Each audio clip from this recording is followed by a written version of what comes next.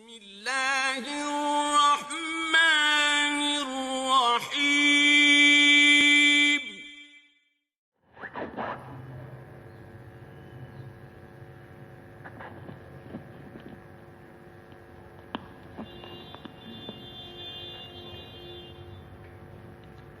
السلام علیکم ورحمۃ اللہ وبرکاتہ۔ الحمد للہ وحدہ والصلاة والسلام علی من لا نبی بعدہ، اما بعد۔ اعوذ باللہ من الشیطان الرجیم، بسم اللہ الرحمن الرحیم۔ کنتم خیر امۃ اخرجت للناس۔ اللہ تبارک و تعالی نے اس آیت کریمہ میں مسلمانوں سے خطاب کیا ہے، کہا کنتم خیر امۃ، تم بہترین امت ہو، اخرجت للناس، تم کو وجود میں لایا گیا ہے انسانوں کے لیے، تم کو وجود میں لایا گیا ہے انسانوں کے لیے۔ گویا کہ مسلمانوں کا وجود صرف اپنے لیے نہیں ہے، مسلمانوں کا وجود صرف اپنے لیے نہیں ہے، مسلمان تو وہ ہے جو سارے انسانوں کی فکر کرے۔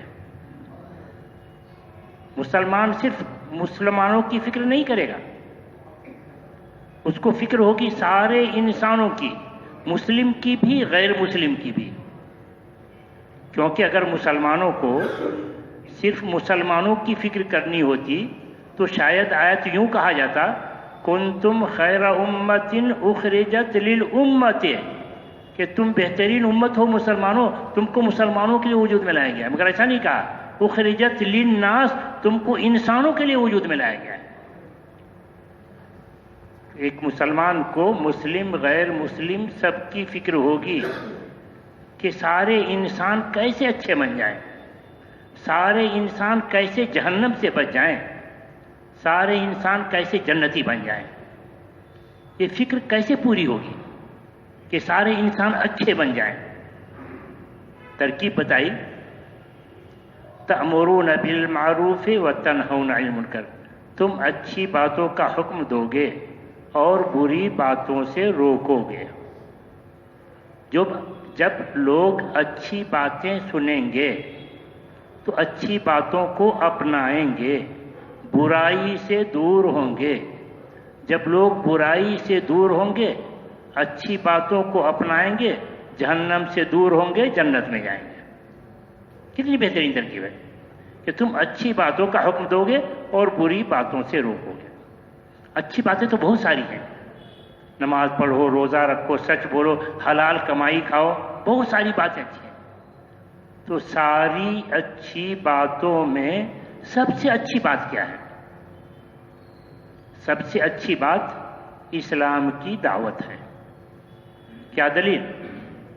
دلیل کہا اللہ تعالیٰ نے وَمَنْ أَحْسَنُ قَوْلًا مِّمَّنْ دَعَا إِلَى اللَّهِ، اس سے اچھی بات کس کی ہو سکتی ہے؟ جو اللہ کی طرف بلائے، وَعَمِلَ صَالِحًا، اور خود اچھا کام کرے، وَقَالَ إِنَّنِي مِنَ الْمُسْلِمِينَ، اور کہے میں تو مسلمانوں میں سے ہوں۔ تو سب سے اچھا کام، سب سے اچھی بات اسلام کی دعوت دینا ہے۔ اسلام کی دعوت میں سب سے اہم کیا ہے؟ بھئی اسلام میں اللہ تعالیٰ نے انسان کو زندگی گزارنے کا طریقہ بتایا ہے، پیدا ہونے سے لے کر مرنے تک کے احکام دیے گئے ہیں۔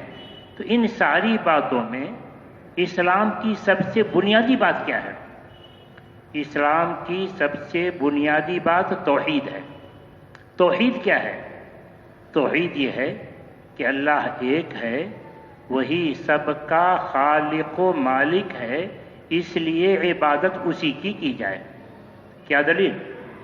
دلیل کہا اللہ تعالیٰ نے ذالکم اللہ ربکم لا الہ الا ہو خالق کل شیء فاعبدوہ۔ ذالکم اللہ ربکم، وہی اللہ تم سب کا رب ہے، سب کو پالنے والا وہی ایک اللہ ہے۔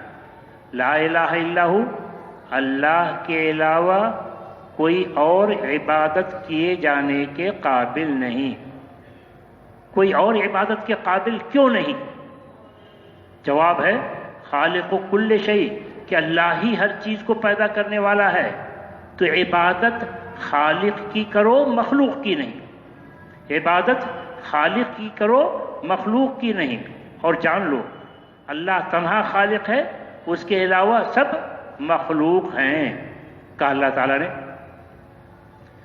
والذین یدعون من دون اللہ لا یخلقون شیئا وہم یخلقون، اللہ کے علاوہ جس کو بھی لوگ پکارتے ہیں، لا یخلقون شیئا، انہوں نے کسی چیز کو پیدا نہیں کیا ہے، وہم یخلقون، وہ تو خود پیدا کیے گئے ہیں۔ تو عبادت خالق کی کرو، مخلوق کی نہیں۔ اللہ کے علاوہ جس کی بھی تم عبادت کرتے ہو وہ تو تمہاری جیسے مخلوق ہے۔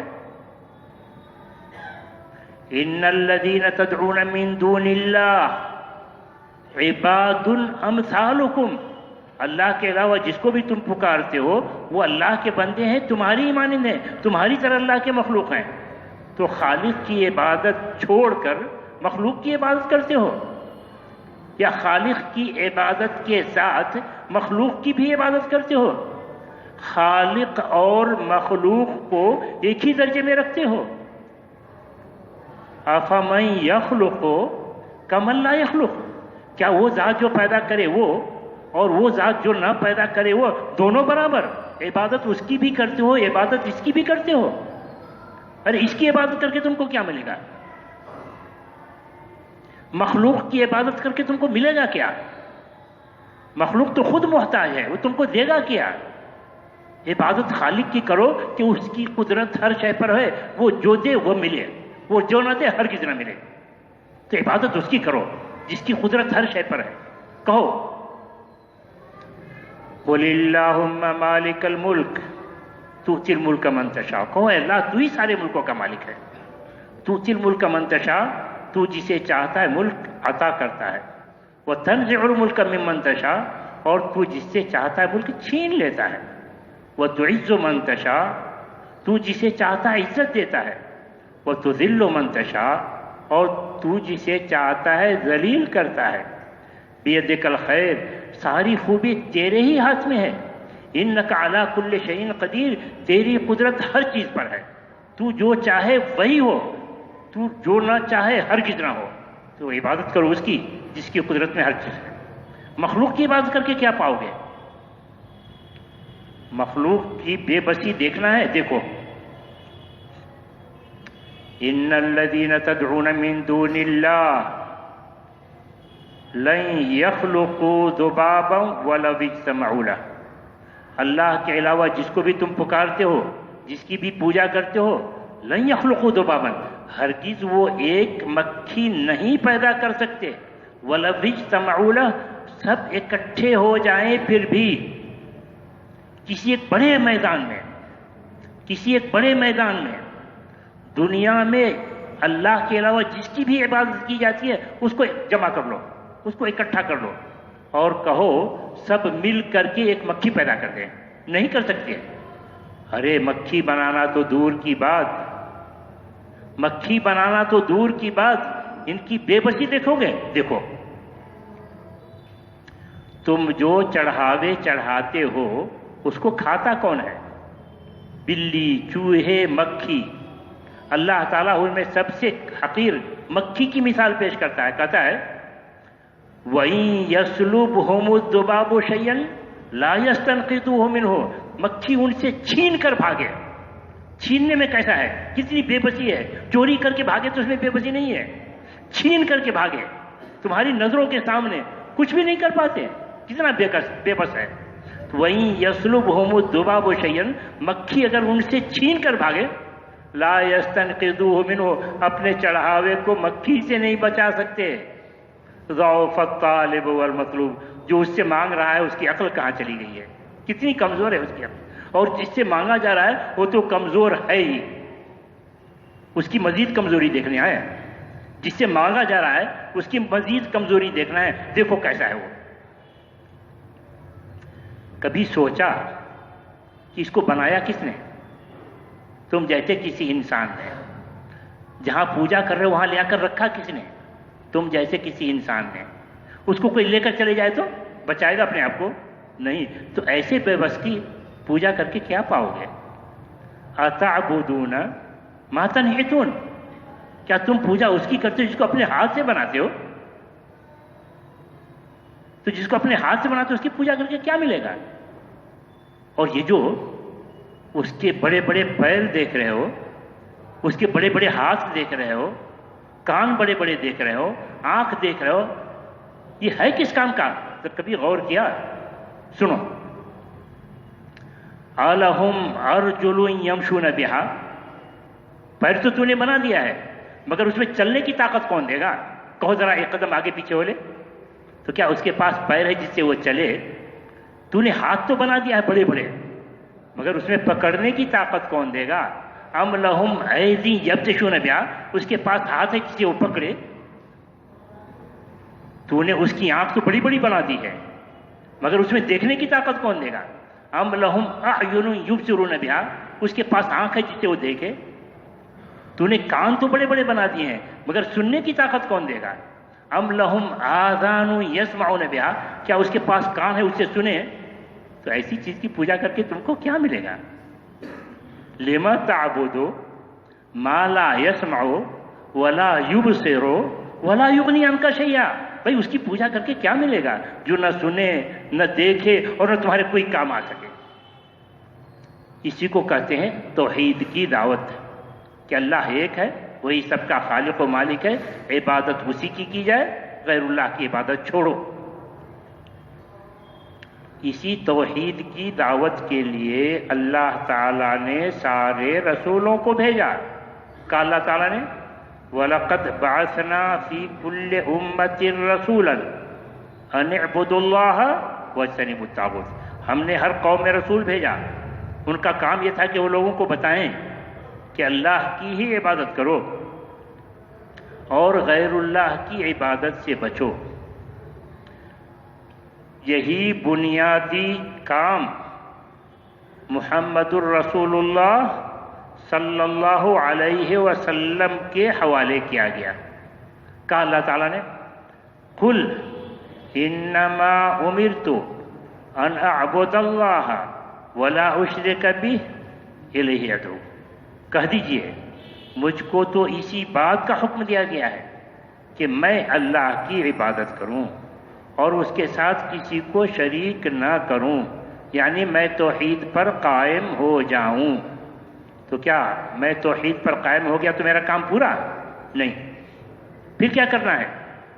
الیہ ادعو، اسی کی طرف لوگوں کو بلاؤں۔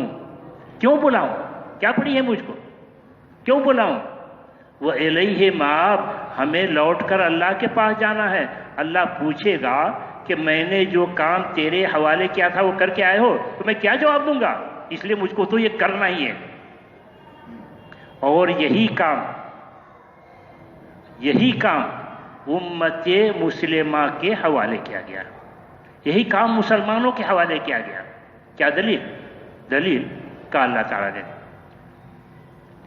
قل هذه سبیلی ادعو الی اللہ علی بصیرۃ انا ومن اتبعنی، آپ کہہ دیجئے یہی میرا طریقہ ہے کہ میں اللہ کی طرف بلاؤں، علی بصیرۃ، پورے علم و یقین کے ساتھ کہ اللہ ایک ہے، وہی سب کا خالق و مالک ہے، اس لیے عبادت اسی کی جائے۔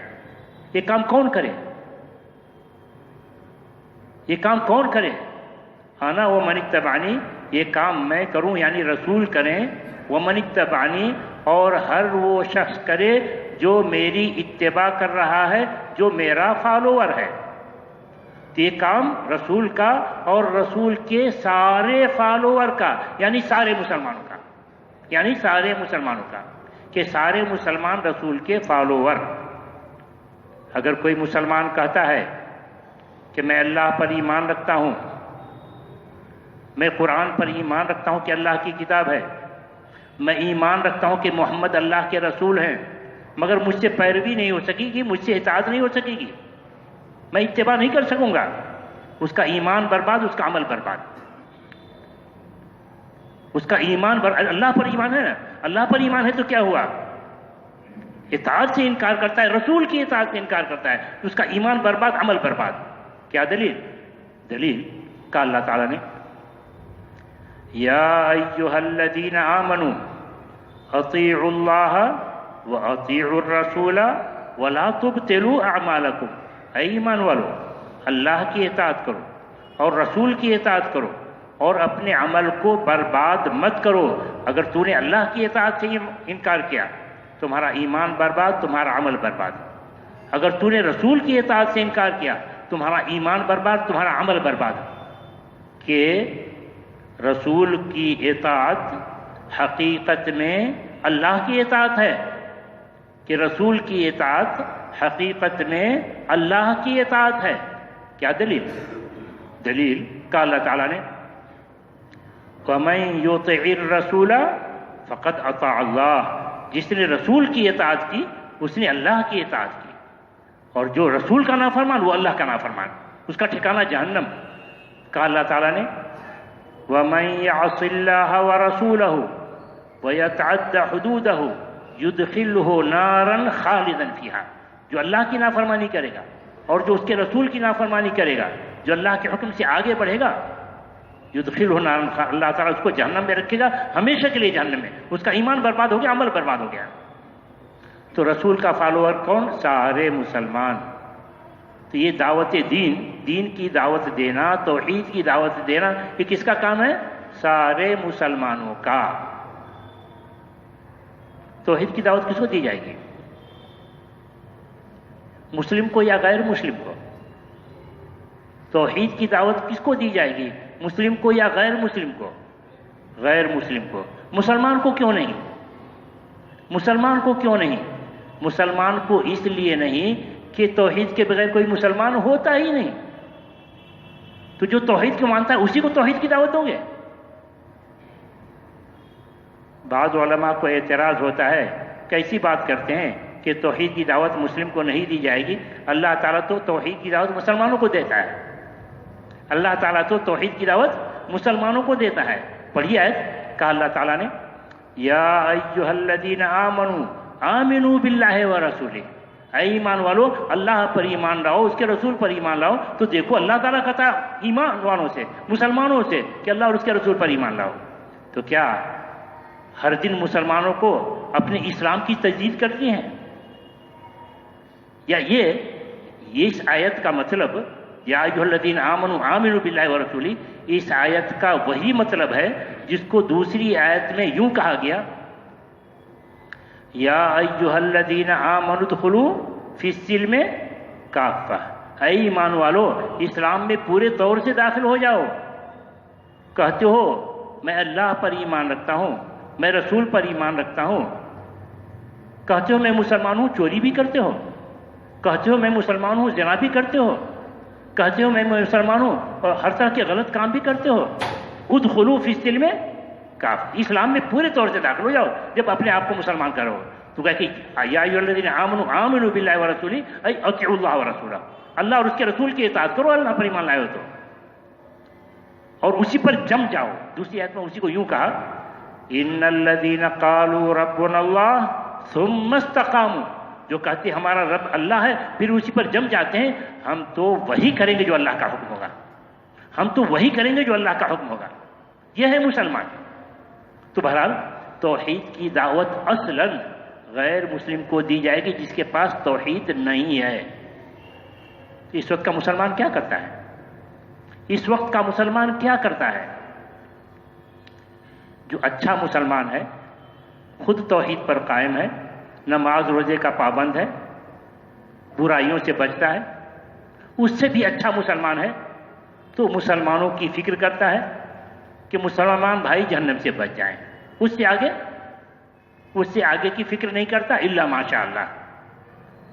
اس طرح کے لوگ بہت ہی کم ہیں جو غیر مسلموں کی فکر کریں۔ کیوں مسلمان غیر مسلموں کی فکر نہیں کرتا؟ جب بہت سارے مسلمانوں کو کہا جاتا کہ بھئی غیر مسلموں کو بھی اسلام کی دعوت دو، تو ان کا جواب ہوتا ہے ہمارے مسلم بھائی ہی ہر طرح کی برائی میں مبتلا ہیں، تو ہم مسلم کو چھوڑ کر غیر مسلم کو دعوت دینے جائیں گے؟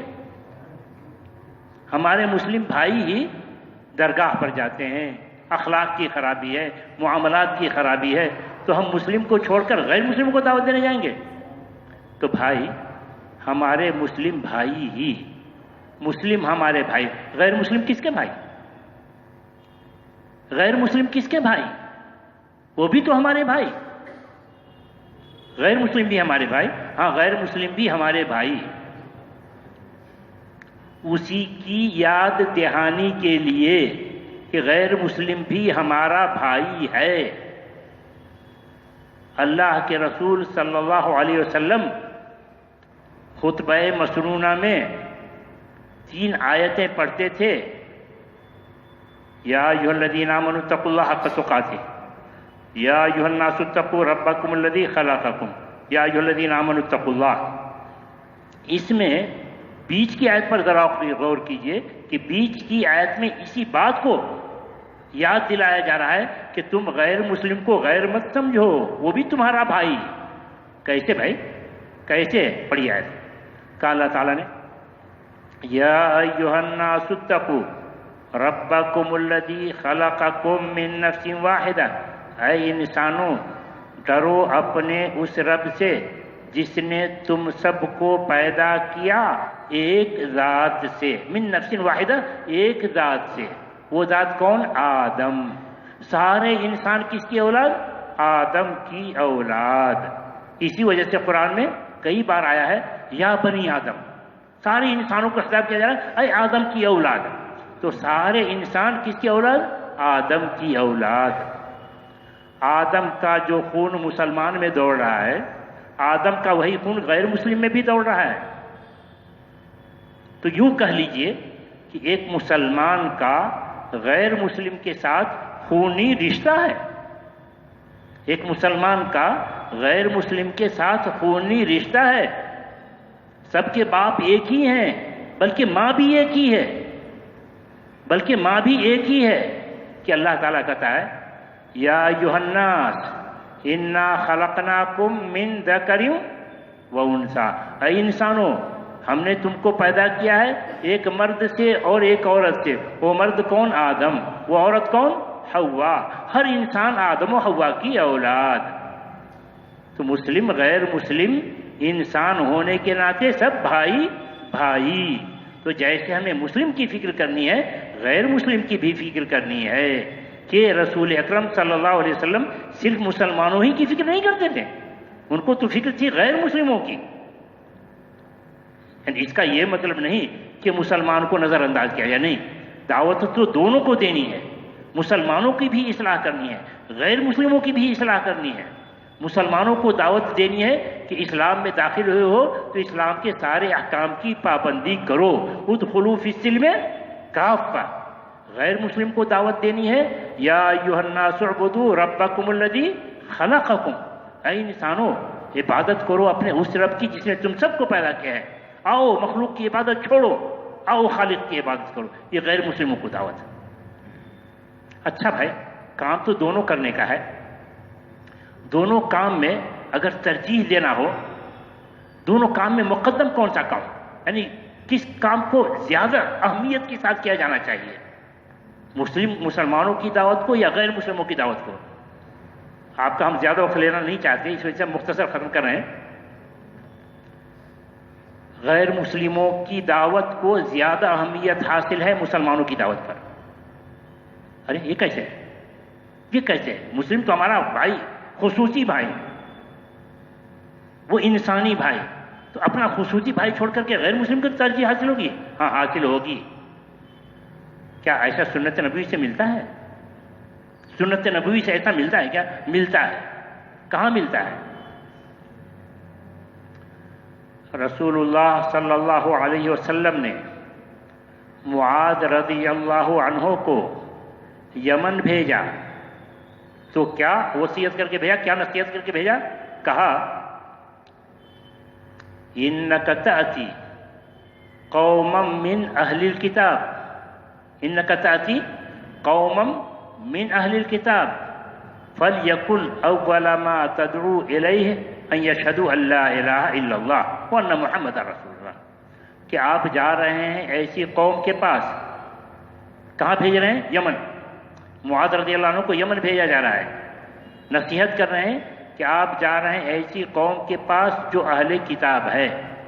اہل کتاب یعنی اس کا ایمان اللہ پر ہے، اس کا ایمان اللہ کے رسولوں پر ہے، اس کا ایمان اللہ کی کتابوں پر ہے. پھر کیا کمی ہے؟ کمی یہ ہے کہ اس کا ایمان محمد صلی اللہ علیہ وسلم کی رسالت پر نہیں، اس کا ایمان قرآن پر نہیں، یہ کمی ہے. تو آپ جا رہے ہیں ایسی قوم کے پاس جو اہل کتاب ہے، تو آپ کی سب سے پہلی دعوت ہونی چاہیے ان یشہدوا ان لا الہ الا اللہ وان محمد رسول اللہ، توحید کی دعوت دینی ہے. تو کیا وہاں مسلمان نہیں تھے کہ اہل کتاب کا تذکرہ کیا جا رہا ہے؟ مسلمان تھے، اور بڑی تعداد میں مسلمان تھے. اتنی بڑی تعداد میں کہ رسول اکرم صلی اللہ علیہ وسلم نے یمن کو 2 حصوں میں بانٹا. ایک حصے میں ابو موسیٰ الاشعری رضی اللہ عنہ کو بھیجا اور ایک حصے میں معاذ رضی اللہ عنہ کو بھیجا. اتنی بڑی تعداد میں تھے. اس کے باوجود یہ نہیں کہہ رہے ہیں کہ آپ جا رہے ہیں تو پہلے مسلمانوں کا جائزہ لیجئے، مسلمانوں میں کیا خرابی ہے اس کی اصلاح کیجئے، پھر اہل کتاب کو دیکھیں. نہیں، فَلْيَكُنْ أَوَّلَ مَا تَدْعُونَ. آپ کا خصوصی مخاطب یہ ہے، پہلا کام آپ کے کرنے کا یہ ہے. ارے تو غیر مسلم کو پہلا درجہ دیا جانا چاہیے دعوت میں؟ ہاں، یہی منطقی تقاضا ہے، یہی عقل کا بھی تقاضا ہے، یہی عقل کا بھی تقاضا ہے. کیسے بھی عقل کا تقاضا؟ عقل کا تقاضا ایک آگ کا گڑھا ہے، آگ کا گڑھا ہے، کنواں ہے آگ کا. ایک شخص ہے جو آنکھ بند کر کے چلا جا رہا ہے، قریب ہے کہ کنویں میں گر جائے. اور ایک شخص ہے جو اس راستے پر چل رہا ہے، چلتے چلتے اگر نہیں رکا تو وہ بھی جا کر کے گرے گا. تو ایک ابتدا میں ہے، ایک انتہا میں ہے. عقل مند آدمی کس کو روکے گا؟ جو ابتدا میں اس کو روکے گا یا اس کو روکے گا آخر میں جو ہے؟ کیا کہتی ہے عقل؟ جو آخر تک پہنچا ہوا ہے اس کو روکے گا. یہی حال مسلم جیسا بھی فاسق و فاجر ہو، مسلم جیسا بھی فاسق و فاجر ہو، اگر وہ بڑا برا ہے تو سمجھیے کہ آگ کے راستے پر چل رہا ہے، چلتے چلتے اگر نہیں رکا تو گرے گا. مگر کفر کا معاملہ یہ ہے کہ وہ آگ کے کنارے پہنچا ہوا ہے کہ اگر اس کو نہیں روکا گیا، کفر پر مرا، گیا جہنم میں. اور یہ تعبیر میری ہی نہیں، قرآن میں یہ تعبیر موجود ہے کہ مشرک آگ کے گڑھے کے کنارے پہنچا ہوا ہے. کہاں؟ پڑھیے آیت کو. کہا اللہ تعالیٰ نے وَكُنْتُمْ عَلَى شَفَا حُفْرَةٍ مِّنَ النَّارِ وَكُنْتُمْ عَلَى شَفَا حُفْرَةٍ مِّنَ النَّارِ. تم شرک کی وجہ سے، کفر کی وجہ سے آگ کے گڑھے کے کنارے پہنچے ہوئے تھے. فَأَنْقَذَكُم مِّنْهَا. اللہ تعالیٰ نے تمہیں توحید کی، اسلام کی توفیق دے کر اسے بچا لیا. تو مشرک آگ کے گڑھے کے کنارے پہنچا ہوا ہے. مسلم جیسا بھی بدبخت ہو وہ اس راستے پر چل رہا ہے. اگر رک گیا تو ٹھیک ہے، بچ گیا، ورنہ جا کے گرے گا اسی میں. تو کون زیادہ مستحق؟ مشرک. ہم مسلمان کیا کر رہے ہیں؟ بس وہی کہا نا، اچھا مسلمان ہے تو خود توحید کا پابند، نماز روزے کا پابند، اس سے اچھا مسلمان ہے تو مسلمانوں کی فکر، اس سے آگے سوچتے ہی نہیں. اس سے آگے نہ سوچنا کتنا بڑا جرم ہے معلوم ہے؟ اس سے آگے نہ سوچنا کتنا بڑا جرم ہے معلوم ہے؟ پڑھیے آیت. کہا اللہ تعالیٰ نے وَمَنْ أَظْلَمُ مِمَّنْ كَتَمَ شَهَادَةً عِنْدَهُ مِنَ اللَّهِ. اس سے بڑا ظالم کون ہوگا جو چھپائے اس شہادت کو جو اس کو اللہ کی جانب سے ملی ہے. کس کو اللہ تعالیٰ نے شہادت دینے کے لیے کہا ہے اور وہ چھپا رہا ہے؟ مسلمان. کہاں ہے بھائی کہ اللہ تعالیٰ نے مسلمانوں کو شہادت دینے کے لیے کہا ہے، گواہ بننے کے لیے کہا ہے؟ کہاں ہے؟ پڑھیے آیت. کہا اللہ تعالیٰ نے وَكَذَلِكَ جَعَلْنَاكُمْ امتا وسطا لتکونوا شہداء علی الناس. خطاب مسلمانوں سے ہے. مسلمانوں سے کہا جا رہا ہے ہم نے تم کو بہترین امت بنایا ہے تاکہ تم گواہی دو انسانوں پر. مسلمانوں سے کیا گواہی مطلوب ہے؟ مسلمانوں کو کیا گواہی دینے کے لیے کہا گیا ہے؟ یہی گواہی دینے کے لیے کہ اے اللہ میں نے تیرا پیغام توحید کا، میں نے تیرا دین اسلام فلاں بندے کو پہنچایا، فلاں بندے کو پہنچایا. اور یہی گواہی انبیاء دیں گے. عیسیٰ علیہ السلام کہیں گے ما قلت لهم الا ما امرتنی به ان اعبدوا اللہ ربی وربکم وکنت علیہم شہیدا ما دمت فیہم. کہ اللہ میں نے تو ان کو وہی باتیں بتائیں جس کا حکم تو نے مجھے دیا تھا. وہ کیا؟ کہ لوگوں اللہ کی عبادت کرو جو میرا رب ہے اور تم سب کا رب ہے. وَكُنْتُ عَلَيْهِمْ شَهِيدًا مَا دُمْتُ فِيهِمْ. جب تک میں ان میں تھا میں اس بات پر گواہ تھا، میں گواہی دے رہا تھا، بتا رہا تھا لوگوں کو. تو یہی گواہی مسلمانوں کو دینی ہے. مسلمانوں سے پوچھا جائے گا کہ تو نے کس کو اللہ کا پیغام سنایا. اگر نہیں کیا تو اس سے بڑا مجرم کوئی نہیں. اس جرم کی سزا کیا ہے؟ یہ جو مسلمان غفلت برت رہا ہے، غیر مسلموں کو دعوت نہیں دے رہا ہے، اس کے ساتھ خیر خواہی نہیں کر رہا ہے، اس کو جہنم سے بچانے کی کوشش نہیں کر رہا ہے، اس جرم کی سزا کیا ہے؟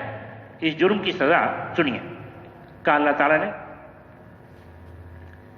ان الذین یکتمون ما انزلنا من البینات والہدی من بعد ما بیناہ للناس فی الکتاب.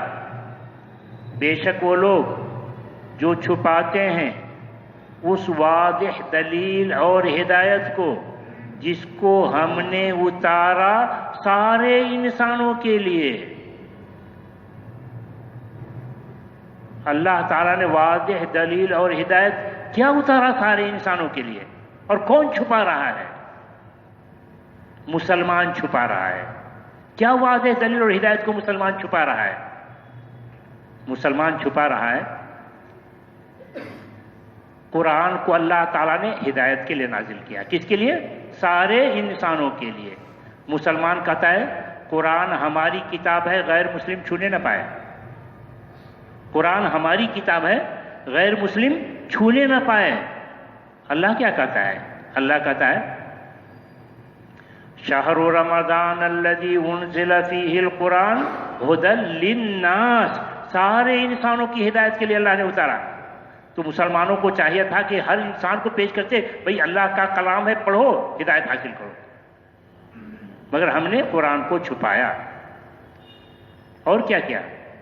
محمد صلی اللہ علیہ وسلم کو اللہ تعالی نے سارے انسانوں کا رسول بنا کر بھیجا. ہم کہتے ہیں محمد ہمارے رسول. ہم کہتے ہیں محمد ہمارے رسول. اللہ کیا کہتا ہے؟ اللہ کہتا ہے قل یا ایھا الناس انی رسول اللہ الیکم جمیعا. آپ اعلان کر دیجئے اے انسانوں میں تم سب کا رسول ہوں. تو مسلمانوں کو چاہیے تھا کہ محمد صلی اللہ علیہ وسلم کا تعارف غیر مسلموں سے کرتے کہ سب کے پیغمبر ہیں، ان کا پیغام سنو، ہدایت پاؤ، جنت میں جاؤ. تو ہم نے محمد صلی اللہ علیہ وسلم کا تعارف نہیں کرایا کہ وہ کون ہے، چھپایا. اتنا ہی نہیں، اللہ کو بھی مسلمانوں نے چھپایا. ارے اللہ کو کوئی چھپا سکتا ہے؟ ہاں، مسلمانوں نے چھپایا. کیسے بھی چھپایا؟ سنیے کیسے چھپایا. غیر مسلم سمجھتا ہے ہمارا بھگوان رام، کرشن، فلاں فلاں. مسلمانوں کا بھگوان اللہ. یہی سمجھتا ہے غیر مسلم کہ اللہ مسلمانوں کا بھگوان ہے. ہم نے کبھی ان کو بتایا کہ اللہ صرف ہمارا ہی بھگوان نہیں، تم سب کا بھگوان ہے، سب کا خالق اللہ ہے، آؤ اللہ کی عبادت کرو، جنت میں جاؤ. تو ہم نے اللہ کا بھی تعارف نہیں پیش کیا کہ اللہ صرف مسلمانوں کا بھگوان نہیں، وہ تو سب کا بھگوان ہے، سب کا خالق ہے، سب کو اس کی پوجا کرنی چاہیے. اس واضح دلیل اور ہدایت کو ہم نے چھپایا. نتیجہ میں کیا بنا؟ کہ اولئک یلعنہم اللہ. ایسے لوگوں پر اللہ کی لعنت ہوتی ہے، اللہ کا عذاب آتا ہے. وَيَلْعَنُهُمُ اللَّاعِنُونَ. اور دوسرے لوگ بھی اس پر لعنت بھیجتے ہیں، دوسرے لوگ بھی اس کو دشمن سمجھتے ہیں، دشمن سمجھ کر ستاتے ہیں۔ تو اس وقت جو مسلمانوں کے ساتھ ہو رہا ہے ساری دنیا میں اور یہاں بھی، وہ نتیجہ ہے ہمارے عمل کا کہ ہم نے اپنا تعارف ہی نہیں پیش کیا۔ ہم کو تو وجود بخشا گیا تھا سارے انسانوں تک اسلام کا پیغام پہنچانے کے لیے، ہم نے محدود کر دیا مسلمانوں تک۔ ہم نے ان کی خیر خواہی نہیں کی، ان کو جہنم سے بچانے کی کوشش نہیں کی۔ تو اگر ہم کو ستاتے تو کیا برا کرتے ہیں؟ ہم ان کو دشمن سمجھتے ہیں، وہ ہمیں دشمن سمجھتا ہے، تو کیا برا ہوا؟ تو اس میں سب سے بڑا ظالم مسلمان، میں نہیں کہتا ہوں، قرآن پڑھیے نا، ومن اظلم ممن کتم شہادۃ عند، اس سے بڑا ظالم کون ہوگا؟ اچھا تو اب کمپیریٹیو کیجئے، اب کمپیریٹیو کیجئے کہ مسلمانوں کو ستایا جا رہا ہے، مال پر حملہ، جان پر حملہ، عزت و آبرو پر حملہ، یہ سب کچھ ہو رہا ہے مسلمانوں کے ساتھ۔ وہ زیادتی بڑی ہے یا مسلمانوں کا غیر مسلموں کو دعوت نہ دینا یہ زیادتی بڑی ہے؟ دونوں زیادتی میں کون زیادتی بڑی؟ عقلی کمپیریٹیو کیجئے نا بھائی، ہم مسلم ہونے کے ناطے عقلاً کمپیریٹیو کریں تو ذرا سوچئے، غیر مسلم ہمارا جو بھی نقصان کرے ہماری کیا برباد کر رہا ہے؟ دنیا برباد کر رہا ہے، ہماری دنیا برباد کر رہا ہے، اور ہم دعوت نہ دے کر کے اس کی کیا برباد کر رہے ہیں؟ آخرت برباد کر رہے ہیں۔ کس کا نقصان زیادہ ہے؟ دنیا کی بربادی کا نقصان زیادہ یا آخرت کی بربادی کا نقصان زیادہ ہے؟ اب اس آیت کو پڑھیے، وَمَنْ أَظْلَمُ مِمَّنْ كَتَمَ شَهَادَةً عِندَهُ مِنَ اللَّهِ، بات واضح ہو جائے گی، ہمارا جرم بڑھ کر ہے۔ تو نتیجہ کیا ہوگا؟ أُولَٰئِكَ يَلْعَنُهُمُ اللَّهُ وَيَلْعَنُهُمُ اللَّاعِنُونَ۔ اچھا تو اب اس سے نکلا کیسے جائے؟ لوگوں کو دشمنی کو کیسے ختم کیا جائے؟ لوگوں کی دشمنی کو کیسے ختم کیا جائے؟ اللہ کے عذاب سے کیسے بچا جائے؟